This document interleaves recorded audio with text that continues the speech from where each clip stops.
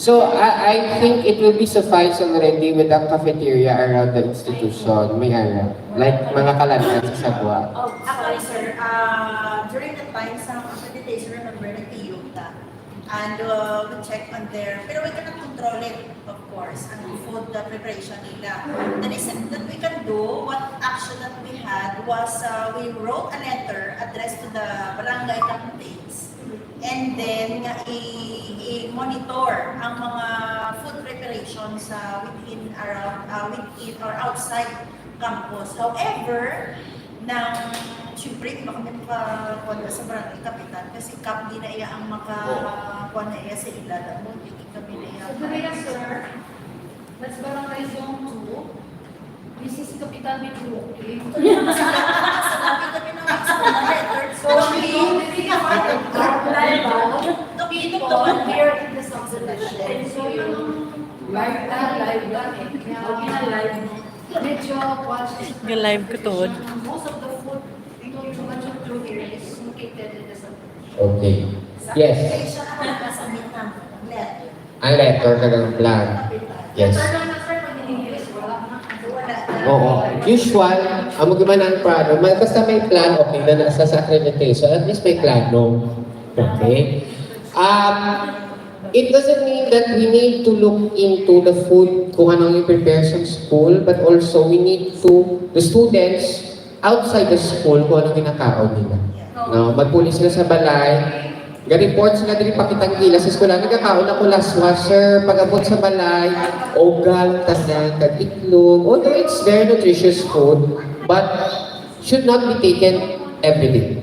Okay? So that's why, as an advocacy, one of our requirements there is a food log for them to take down notes nga amuni because there is a computation of the basal metabolic rate, calories burned, and calorie intake.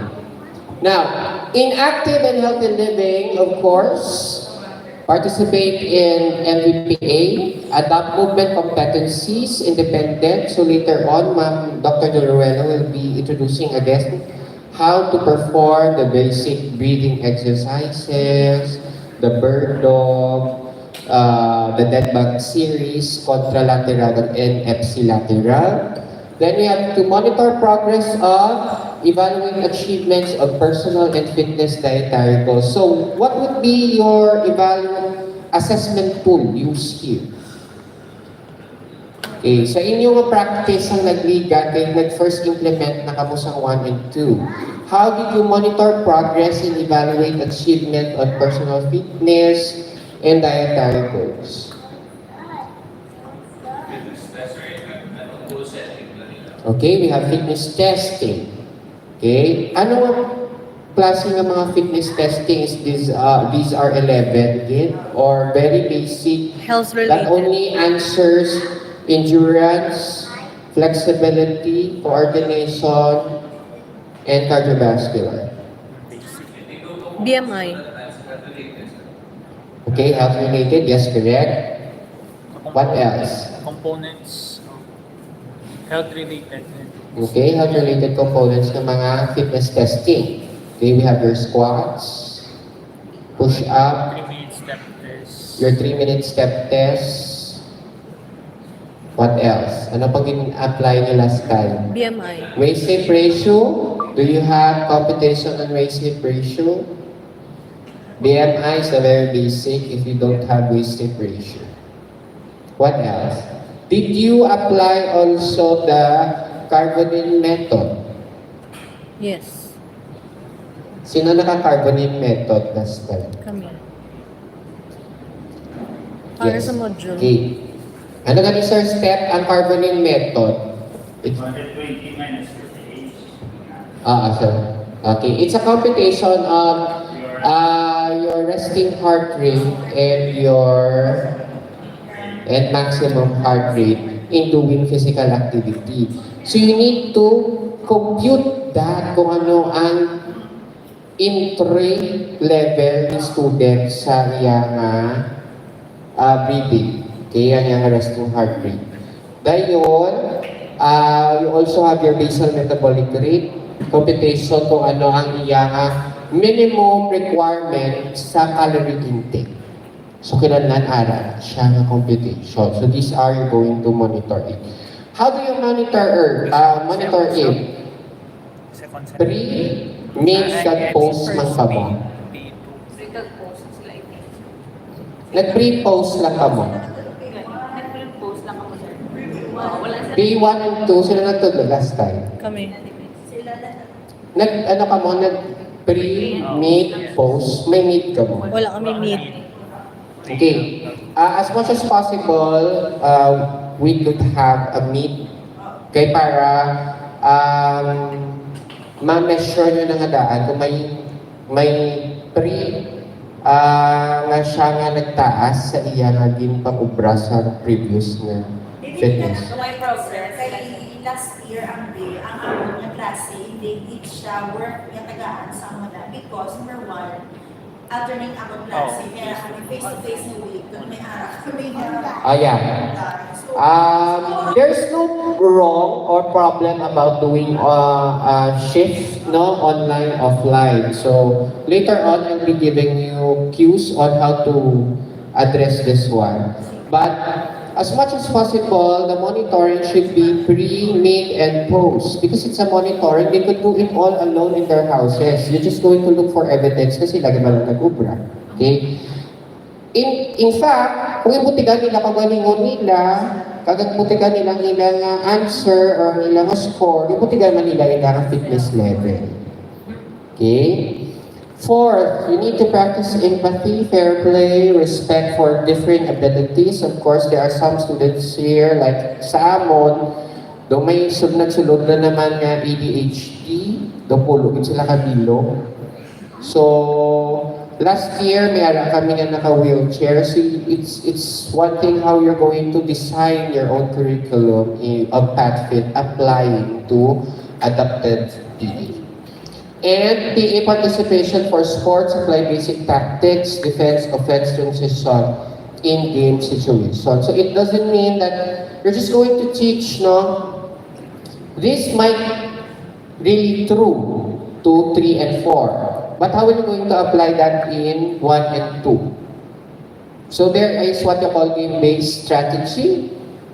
You need to have challenges to apply this kind of PA participation. Kaya iba nag-board na siya kung permi nyo lang kinatagat sa basic na, bird-dog kita. How are you going to apply it? You need to make it fun. So you have your game-based approach there. For advocacy, of course, you need to apply and assess range of strategies to improve one's physical activity. That's what I am saying. So ano pa ginang other nga mahatag ninyo? Okay? As teachers, you are innovators of change, so this will come in. Then, enhance and advocate for one's personal and other fitness, safety, and wellness through physical activity, participation, and leadership. In PathFit 1 and 2, especially in 3 and 4, we are just not there to discuss. All we need to do there is to facilitate, introduce what would be the basic concept of learning today, then let them be. You go there and check if they're doing the correct mechanics or not. Then the third one is to promote practical and creative intervention that will create community connection. So PathFit doesn't end in the four corners of the school. They need to reach out to the community involving and promoting physical fitness and health. Okay? Now, your PathFit courses, again, we have your movement competency training, exercise-based fitness, so it is an application to this one. Yung 1 way, apply nyo sa 2. Your 3 and 4 would be choice of dance, sports, martial arts, group exercises, outdoor, and adventure activities. Okay. Of course, 1 would be the very basic, your fundamental motor skills. 2 is already an application wherein there is already, shall we say, used equipments to develop these different kinds of health-related fitness. The 3 and 4, there is always a problem. Why? We need to look into 2 things. teachers' capacity and expertise, and students' choice. So how are you going to answer that one? Because technically, as Ma'am Stella said, kung sa Manila, or if you have an old system in loading subject, open enrollment na siya. Kung sa diin, may set of sports ka lang din ang ginhatag na diin sila gusto mag-enroll. But how are you going to do that here in a state university na ang loading blank subject? Now, two things ang ginaricall ta. Teacher's expertise. Second would be the student's choice. How will you going to meet at the middle?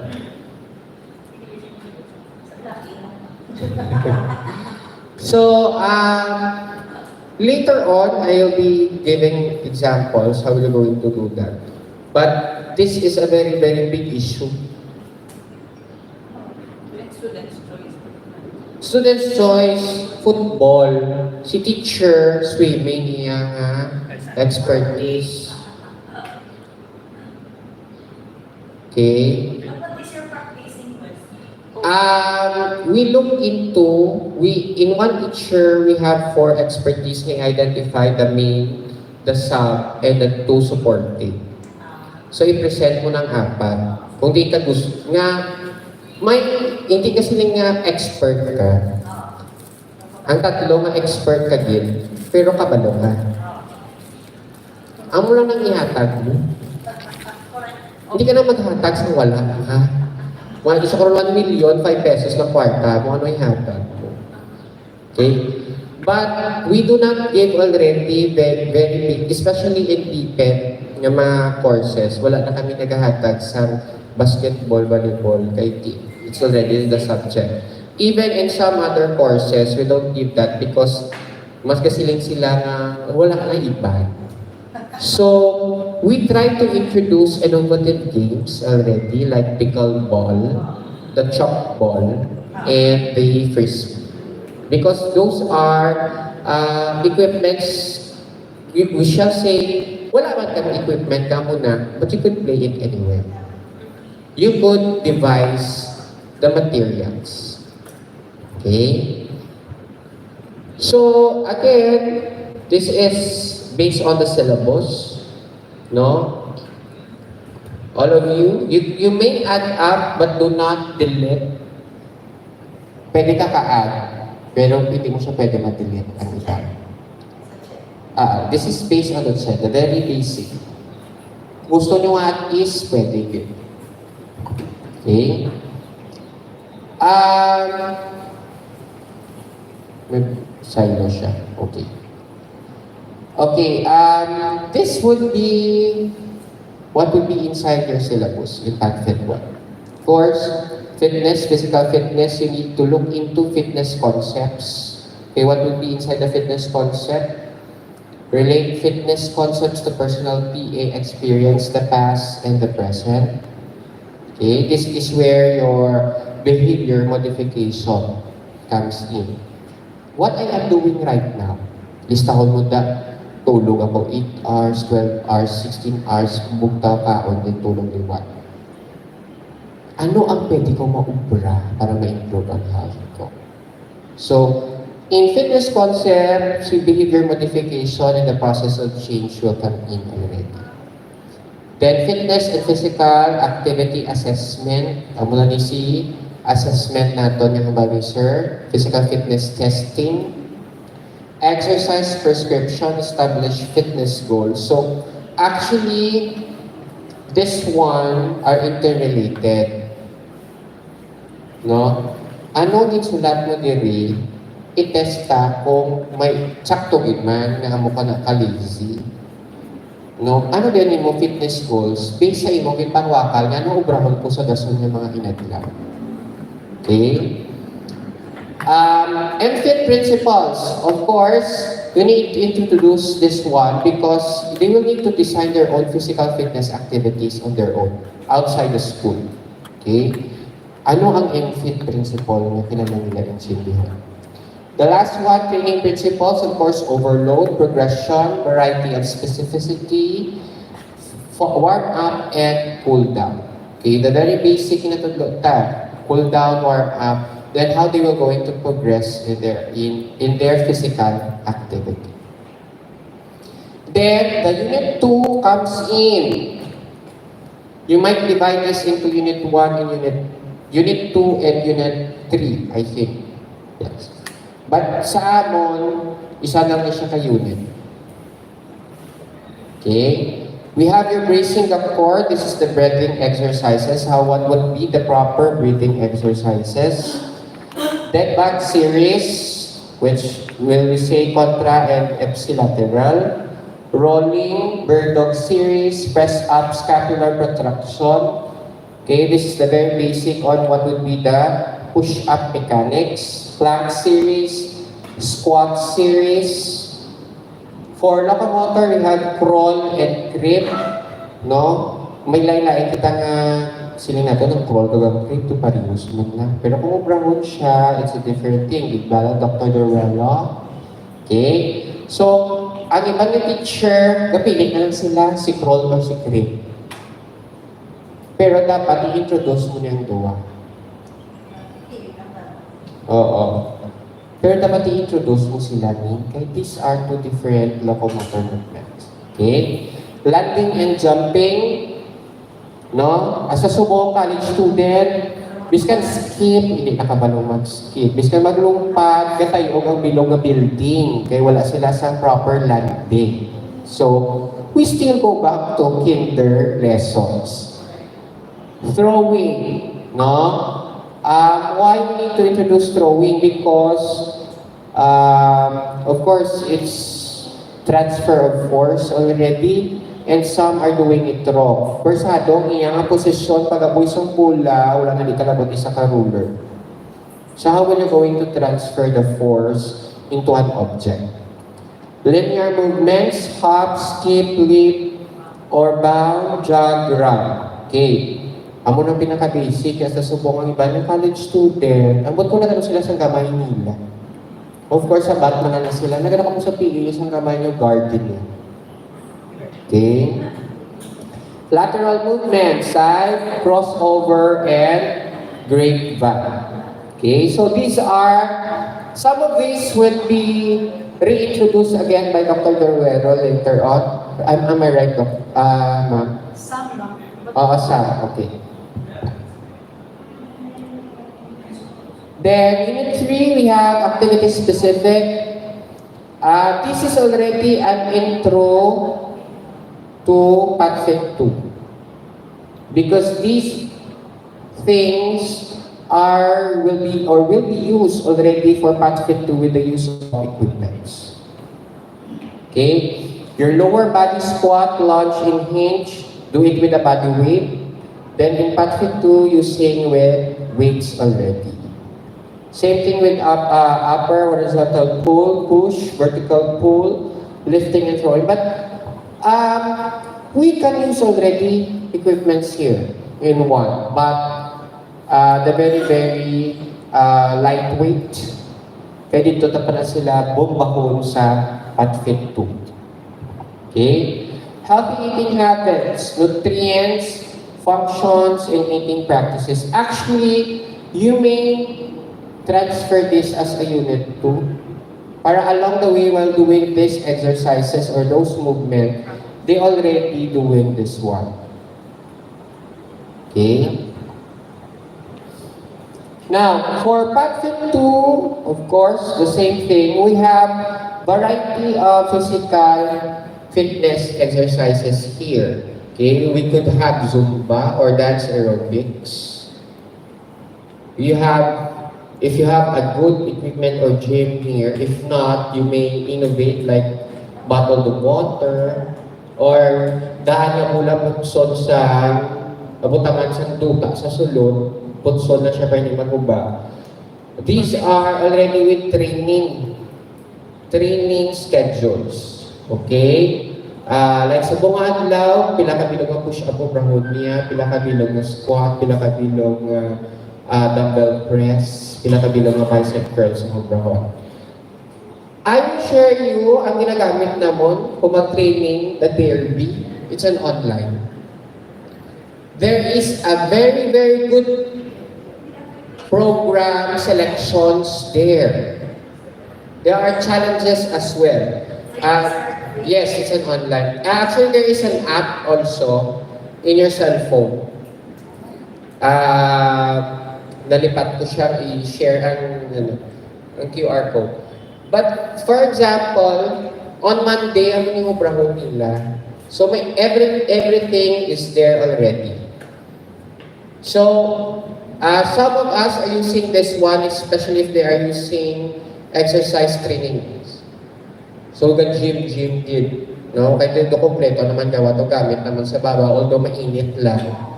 Kaya wala pa to aircon. Sa third floor, mayara na kami actually nga may 5 na ka-bike, 7 ka treadmill, and medyo complete na gawa ang dumbbells. No? Thank you sa, thank you sa, sa mga wala na ubos na fan sa tubig. So, dira na namo ginhapon. So, there is a very, very good example for you, especially, basta balaan mo lang ang mechanics, how to do that. Wala ka mong problema. Kaya kung hindi ka makabalo sa mechanics, sino ninyo ang support sa student? Wala ka kabalo nga nag-squat siya sa lahat na ganiiya, katuwad, na siya katuwad. The DRB would be giving you an assistance nga amo ng ilang ang mga challenges kada semana. So you may check here. You may choose also. There are also programs there, schedule of programs na may harap din. Okay? So, session break. I think Dr. Deruelo will be reintroducing again, no? These very basic concepts of PATFIL 1 and 2. Okay, so thank you so much, Sir Igoma, for giving us a review about the PATFIT 1 and